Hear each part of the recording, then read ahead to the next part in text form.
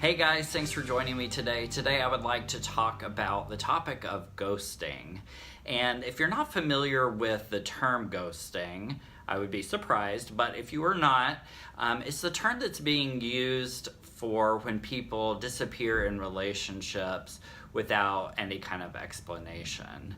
So I want to kick off a conversation and kind of examine what that looks like for us personally, what it looks like in the community, and maybe some ways that we can look at exploring it and healing what's going on there.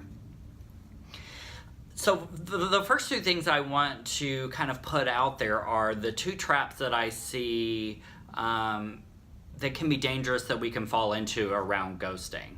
I think one is overgeneralizing and making it, especially for gay men, making it about everyone in the community. All gay men are flakes. If it happens, to me, then making it about everyone in the community.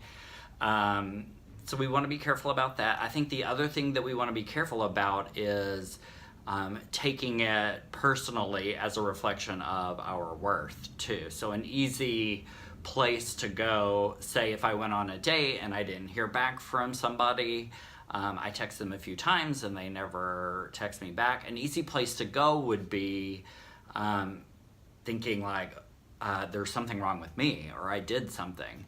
So you want to be careful about either one of those. I think either end of that spectrum is a little dangerous and not super healthy for us.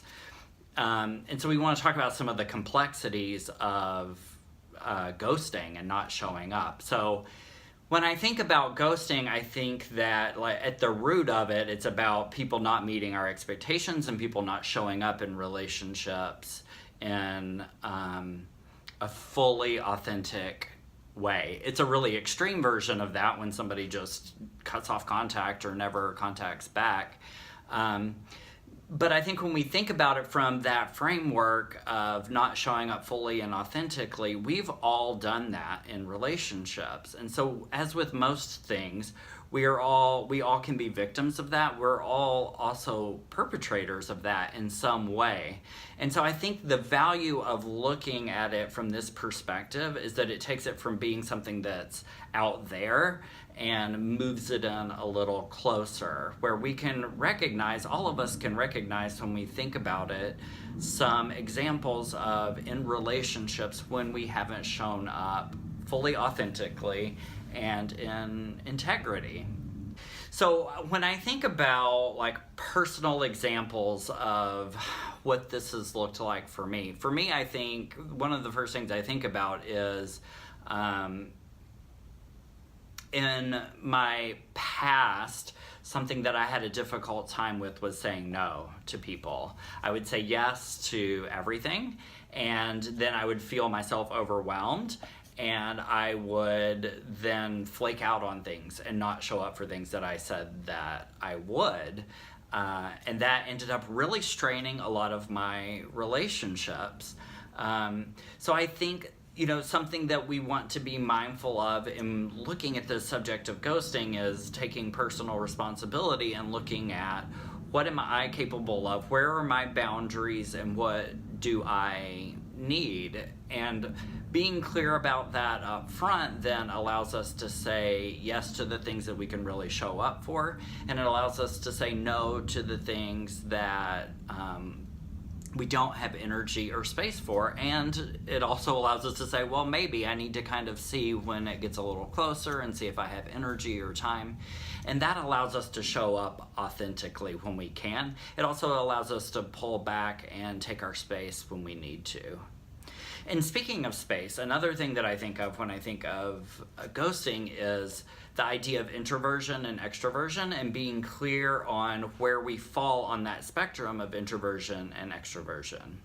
So for me, the definition of introversion and extroversion falls around where we get our energy and what takes our energy. So I happen to be pretty introverted. Which I think a lot of people think means that that introverts don't like being social or are not good at being social, and that's not the truth. For me, it takes more energy to be in a big group of people And I get energy back by being alone or being with a very small group or one-on-one with folks.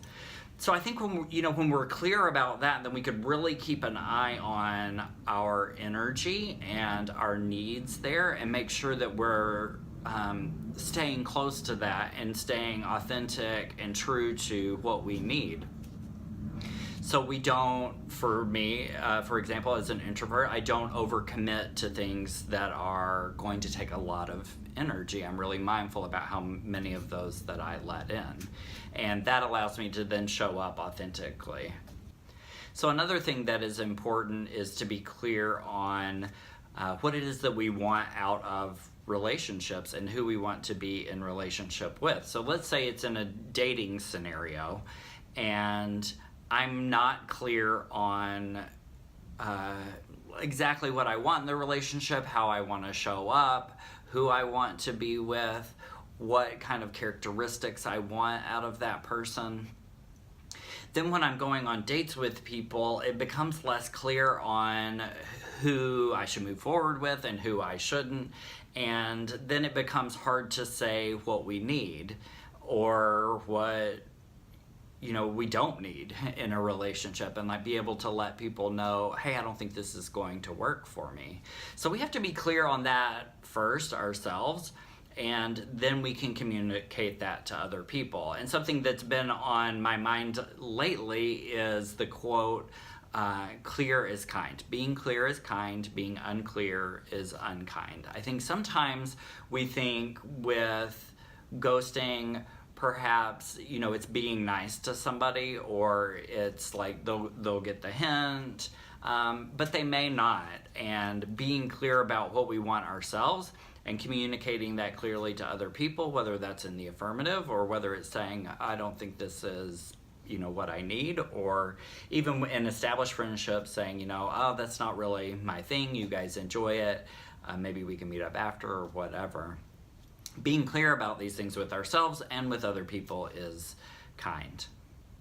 So now I'd love to hear from you guys. Drop some comments below in the comment section. Let me know what you think about some of these topics that I've brought up. If you have personal experience with ghosting, if you think about maybe some new angles or some things that we need to think about and how we develop ourselves personally to avoid it. I think, the goal of the conversation for me is identifying it. It's looking at it a little more in a nuanced manner. And it's looking at how can we take ownership for our piece of it, and how can we start to heal from this, and how can we start to strengthen ourselves and show up personally and in the community in a way that's authentic. So I'm looking forward to hearing your ideas. Thanks for watching today. If you would like to stay up to date, go ahead and subscribe. Hit the subscribe button. If you hit the bell next to it, it'll notify you anytime a new video comes out. And I'll look forward to seeing you next time. Thanks for joining me.